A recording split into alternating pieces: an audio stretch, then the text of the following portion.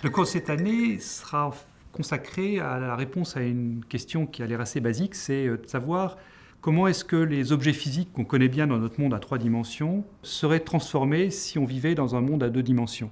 Alors par objet physique, on entend les choses comme les cristaux, par exemple, qui apparaissent quand on refroidit un liquide, quand on refroidit de l'eau, par exemple, ça se transforme en glace.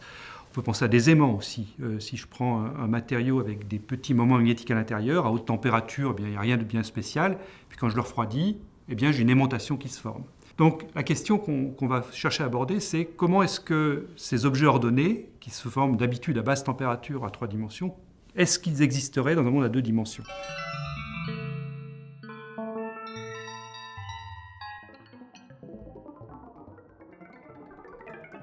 Alors pendant longtemps, on a cru que, en fait, passer à 2 dimensions faisait perdre toute notion d'ordre. L'ordre cristallin, l'ordre magnétique, cet ordre disparaissait. C'est Pyers le premier dans les années 30 qui a vu ça, et son argument avait été généralisé dans les années 60. Et puis en 1970, 3 physiciens, Berezinski d'un côté et Kosterlitz et Thouless de l'autre, je vais les appeler B, K et T dans ce qui va suivre pour aller plus vite, B, K, T donc, ont montré qu'en fait, la réalité était plus subtile que ça. Certes, l'ordre cristallin habituel était perdu, mais il subsistait néanmoins un ordre topologique. Et cet ordre topologique, la compréhension de cet ordre topologique a donné naissance à la notion de nouvelles transitions de phase, des transitions de phase BKT. Et en fait, c'est ces transitions de phase que le jury Nobel est venu récompenser juste l'année dernière, à la fin de 2016. Et donc le cours va être consacré à la compréhension de ce nouveau type de transition de phase qui apparaissent à 2 dimensions.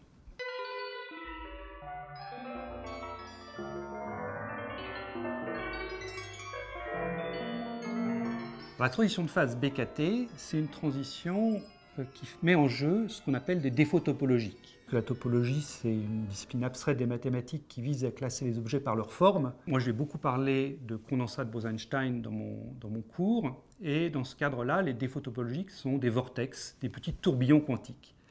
Et ce qu'ont compris BKT, c'est que quand ces tourbillons peuvent exister dans le gaz, eh bien, grosso modo, on perd l'aspect ordonné, qui en l'occurrence est la notion de superfluidité. Le désordre, au contraire, la phase désordonnée, c'est quand ce gaz se comporte comme un fluide ordinaire avec de la viscosité.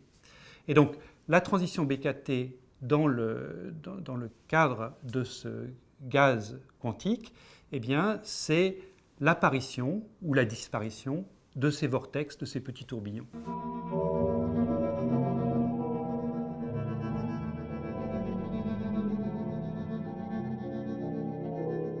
Alors la beauté du mécanisme BKT, c'est que ça ne s'applique pas seulement au gaz superfluide que je vais étudier dans le cours de cette année. C'est en fait un mécanisme universel qui s'applique au problème de l'aimantation, qui s'applique au problème des cristaux.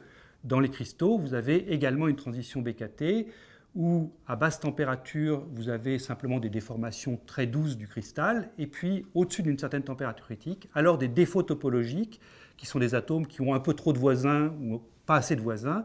Vous avez des défauts topologiques comme ça qui apparaissent, et ces défauts topologiques viennent briser l'ordre cristallin. C'est-à-dire que même si vous savez où se situe un atome à un endroit, si vous allez assez loin, vous n'avez aucune connaissance de la position d'un autre atome à cet endroit-là.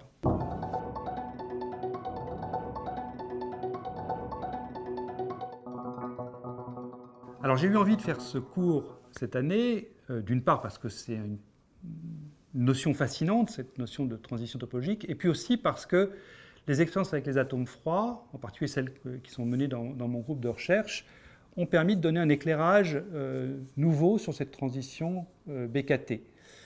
Quelques années après la prédiction de BKT, on avait vu qu'effectivement, il y avait de la superfluidité qui pouvait apparaître à 2 dimensions sur des films d'hélium. Mais il n'avait pas été possible à l'époque de voir les vortex de manière individuelle. Ces vortex étaient beaucoup trop petits pour être vus.